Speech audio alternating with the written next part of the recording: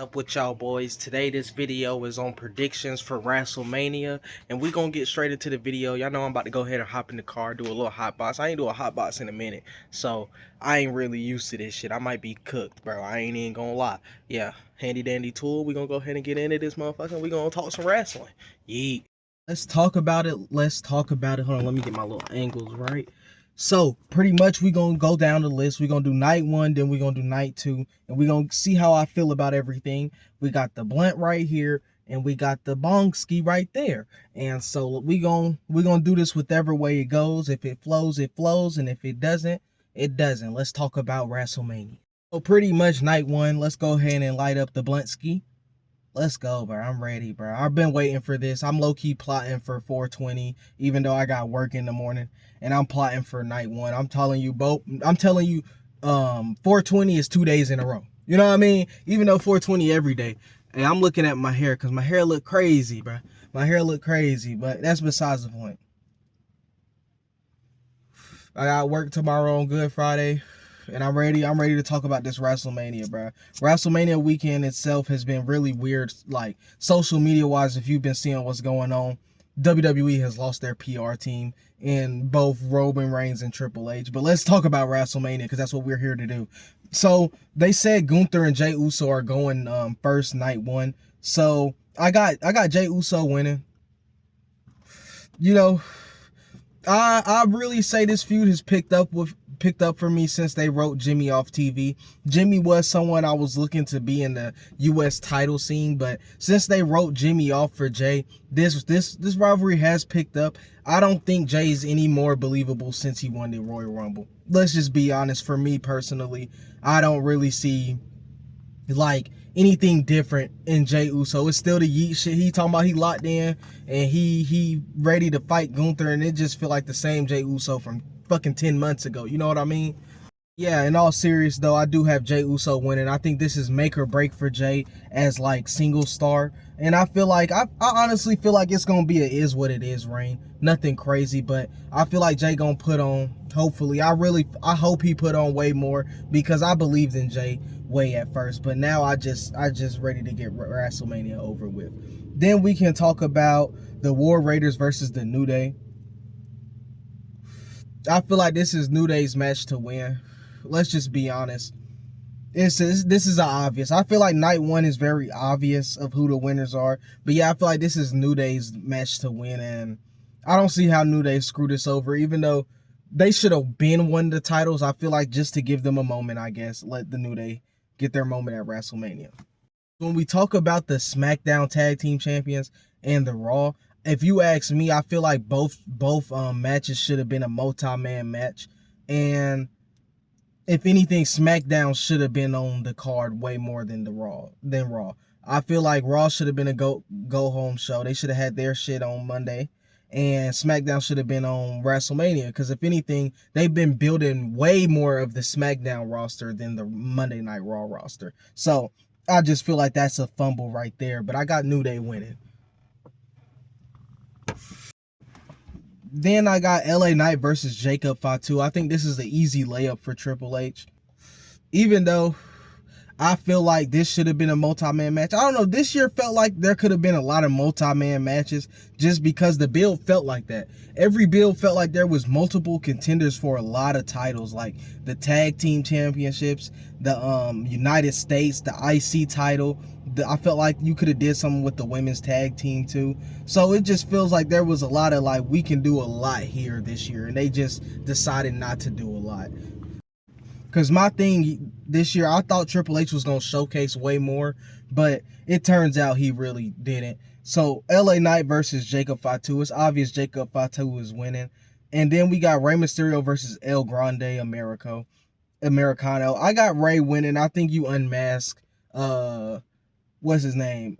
Chad Gable. I realized Chad Gable has a tattoo, and I was like, damn, this kind of stupid now. You know what I mean? Because like, it was perfect if there was like no way to resemble Chad Gable besides his like physique. But once I seen the tattoo, I was like, damn, when did he get a fucking tattoo? I never realized Chad Gable had a fucking tattoo. Then we got Jade Cargill versus Naomi. I really have some like feeling towards this match, because this match right here, I have a video about who attacked Jade Cargill, and that's my most viewed video on this channel. So I have a spot for this rivalry, and I got Jade Cargill winning. But if Naomi does win, I will be going to sleep happy, smiling, kick like my feet all up. I'm in the bed cozy. Just know I'm having a fantastic time sleeping if Naomi wins. Let's just be honest. But I do feel like we in the Jade Cargill push era, so I feel like Jade Cargill gonna win. But now I got the women's championship, Tiffany Stratton versus Charlotte Flair. This build was iffy for me till Tiffany started speaking the fuck up. Like, I seen a lot of people call Tiffany unprofessional, but I feel like that mindset of like, I'm gonna go off script to see if you sink or swim is very unprofessional in Charlotte. And Cena too, like, because I know a lot of people have compared it to like other people who've done it that's we fanboy over, but I feel like, me personally, that's just unprofessional itself. And I've been feeling bad for Tiffany this whole reign, because it's just been her getting beat up, her getting mocked on the mic. And I really thought this was gonna be a feud that was passing the torch of some, but it feels like I don't want to give up my torch. You know what I mean? Like, I'm still that bitch, as in bitch. You know what I mean? That's what it feel like from Charlotte. Like, yo, you not there. You not getting my shit, nigga. That's what it feel like from Charlotte. Ultimately, I got Tiffany Stratton winning. I think this is where we really see something different from Tiffy. I feel like after WrestleMania, WWE need to change her back heel. I feel like Tiffany Stratton is a bad guy. I don't think she's a good person. I think naturally she's a bad guy. So now I'm about to hit the bong. So before we talk about the main event, I ain't gonna lie, y'all, I hate hitting bongs. So I'm gonna get this over with. We gonna talk about the main event.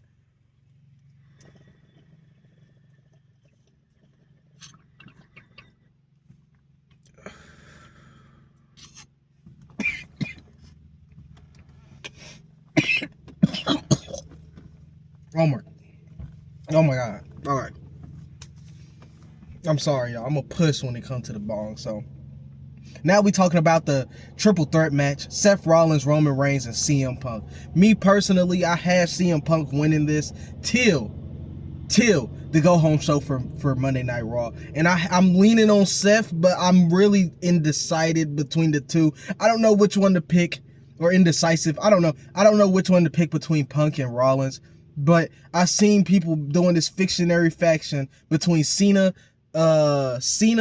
Roman, and what's his name, and Rollins.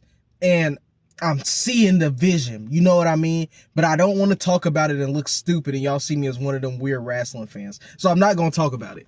But ultimately, I think I want to say Punk wins, but I don't know who to choose. I really don't know. But if the corporation thing happened and Rollins lose, I feel like Rollins might trade on Cody. I feel like Rollins might trade on Cody in the main event if the corporation happens. I really don't know what to say, y'all.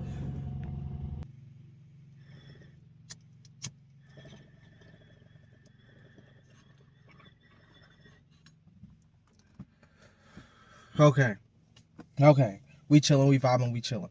But yeah, I don't know what to say about this triple threat match for night one, but I honestly feel like Punk should win, but I think Rollins might pull the W out. So now we're going to go all the way to night two, and that is the next day on Happy 420. And then we got I'm going to start off with AJ Styles versus Logan Paul. I want AJ Styles to win. I honestly feel like with this AJ Styles storyline, it's been Karrion Kross carrying for me, if that makes sense to you. Because Karrion Kross has been doing a great job at telling us that, AJ, fuck all the bullshit. You need to be the phenomenal one AJ Styles. You know what I mean? Not like, stop trying to redeem yourself to the fans. Be you, man. Be you. Be that killer. Be that dog. What's that? I don't know those lyrics for his song, so I'm not about to say it. But be that dog, bro. Be that dog, AJ Styles. What are you doing? And he's trying to get to AJ that if you lose, the generation of Graps is over. We got Logan Paul's coming into the company if you lose. You get what I'm saying? He's telling him your name is so great. If Logan Paul beats you, we're going to have Logan Paul's thinking they can come in the company and beat AJ Styles full time. That's what he's telling AJ Styles. So that's why I need AJ Styles to win. You get what I'm saying? Yeet. We got Damian Priest versus Drew McIntyre in a Sin City street fight. I got Drew McIntyre winning because me personally, Drew needs his payoff. I need Drew to win, and I like how this rivalry has built it up for me since last week. Because like I really was like, oh, this is a throwaway rivalry. Till I realized the history that they actually have with Drew and Damian button heads when Drew was helping Judgment Day for War Games, and then when Damian Priest cashed in his briefcase on Drew McIntyre. So it's like there's history with it, and I feel like things is going crazy. Even though Drew snatched Damian's TikTok shop chain, and I guess things are supposed to pick up from there. Like Damian, you can get a new chain off the TikTok shop. You know what I mean? I seen that chain on the TikTok shop. Don't play with me. You don't act like this is personal over a TikTok shop chain. No. Ultimately, I feel like Drew McIntyre walks out with the W, and we get that payoff of Drew McIntyre being a hard-working fella. And then we got the Intercontinental Championship, Braun Breaker versus Dominic Mysterio versus Penta versus the GOAT, Finn Balor. And I honestly think Dominic Mysterio walks away with the W. I don't know much more we could do with Braun Breaker, but I do. I ain't gonna lie. Braun Breaker can keep spearing niggas. I ain't gonna lie. Braun Breaker. Anywho. So, I feel like we could do way more with anybody. Anybody could win this and I wouldn't be mad, but I feel like we got way more to go with the Dominic Mysterio storyline. With him and Finn Balor breaking up Judgment Day, with kicking out Finn Balor. It's pretty, the writing's on the wall. We kicking out Finn Balor from Judgment Day. And I'm ready to see what Dominic can do as an IC champion. Him and Liv Morgan as champion. Come on, man. That's a duo right there. I'm ready to see him, Raquel, Liv. Yeah. I said it all. Everybody in it. You know what I mean? So I'm ready to see that as a trio and see what's gonna happen with Carlito. Cause right now Carlito is a polar bear in Texas. I don't know what the fuck he got going on, and he's just here to be here. You know what I mean? And then we got the women's tag team championships. Liv Morgan and Raquel is obviously winning. I don't see how Bayley or like, you know what I mean? Because I feel like it sets up way more if Lowry will lose, because then you got the program between her and Bayley. Then you got the program between her and Liv, and it just makes way more sense for them to lose. So I really got Liv Morgan and Raquel to win. There's not much to say about this just because there was no build.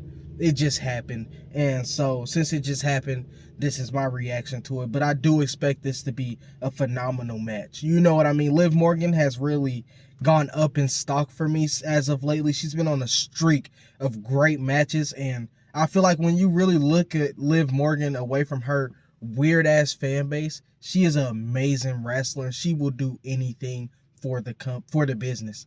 You know what I mean? She has battle scars after every pay-per-view, and I don't expect Wrestlemania to be any different. So that's why I really have, I don't say fallen in love with Liv Morgan's game, but I think she's a certified hooper with a step back on it. You know what I mean? I think she pulling up from logos, and we got to, oh shit! You know what I mean? That's Liv Morgan right now. Then we have the GOAT, Io Sky versus Rhea Ripley versus Bianca Belair. And of course, I got the GOAT, Io Sky, winning, picking up the dub, pinning Rhea Ripley. That is the only time I'm going to predict a pin in this match. She is pinning Rhea Ripley. Because right now, this build has been, I've had some talks outside of internet. And I don't know, because I was talking to my coworker about it. And he talking about Bianca Belair to heel. And I'm like, I don't know where the disconnect is, how Bianca Belair is a bad guy in this storyline, because the way I see it is the champ took her eyes off the ball and fucked up. Fuck who Bianca Belair is cheering for. Let's be really honest here. You telling me you got mad mid-championship match over one of the best women's wrestlers in the world because someone you thought was your friend, which is your competitor as far as you know, is cheering for your other competitor. I truly do get the case of it should have been a disqualification, but that's not enough to not understand the fact that Rhea Ripley has whined her way into this match. She has caused destruction so much with no consequence that she's in this match. That's a quite literally speaking, and I think that's a bad booking on Triple H part that he likes, like, because he likes to do things where he calls out the bad booking in the storyline, so it makes us be like, oh, that's why he's doing that. Like, no, Rhea Ripley is quite literally doing something that would lead you to suspension, and there's no consequence for it. This is quite literally, she's a favorite. She's a daddy's girl. Like, it is crazy. It is really crazy. She is the daddy's girl. But to me personally, I feel like Rhea's the heel in this feud for me. And Bianca makes clear sense. Out of anybody who earned her shot, it is Io Sky because she earned it last minute. And it is Bianca Belair because she went through the Elimination Chamber. Rhea Ripley open-handedly fucked up her chance at WrestleMania and has done nothing but cause destruction to get her way to WrestleMania. So that's why I feel like Rhea Ripley is the heel. But then again, I have Io Sky winning, pinning Rhea Ripley, which will cause Rhea Ripley to go on even more of a path of destruction, which will eventually lead to her winning another world champion. But then we have the world. Hold on. You know what we gotta do. You know what we gotta do for this. We gotta take a rip at the bong ski. We gotta take a rip at the bong ski.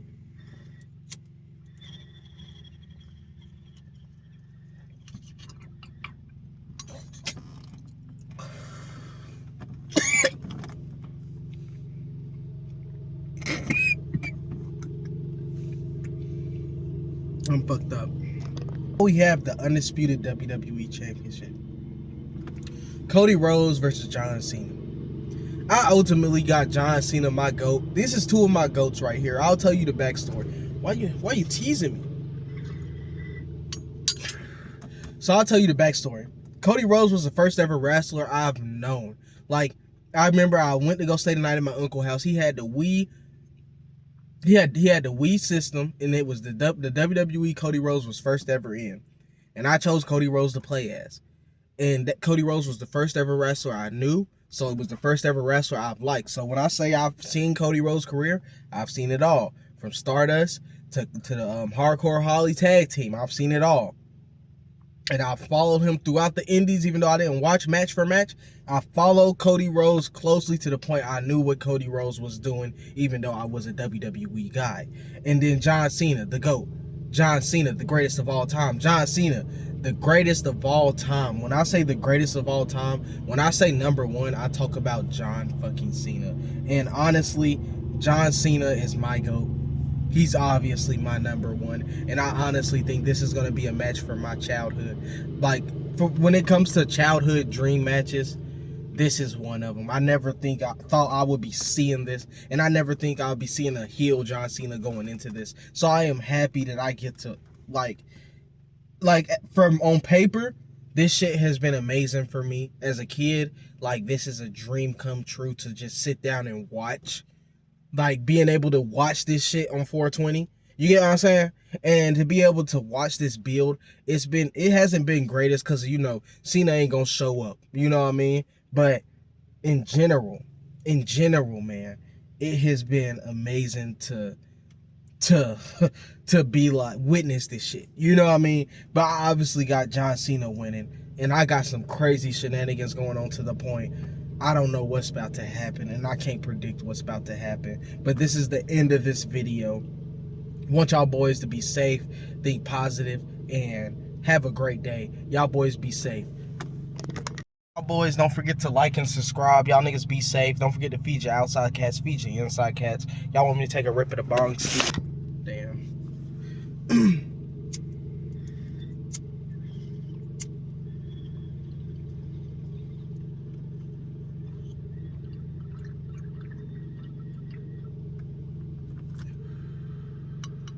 Y'all boys be safe, have a great day, and celebrate 420 smooth.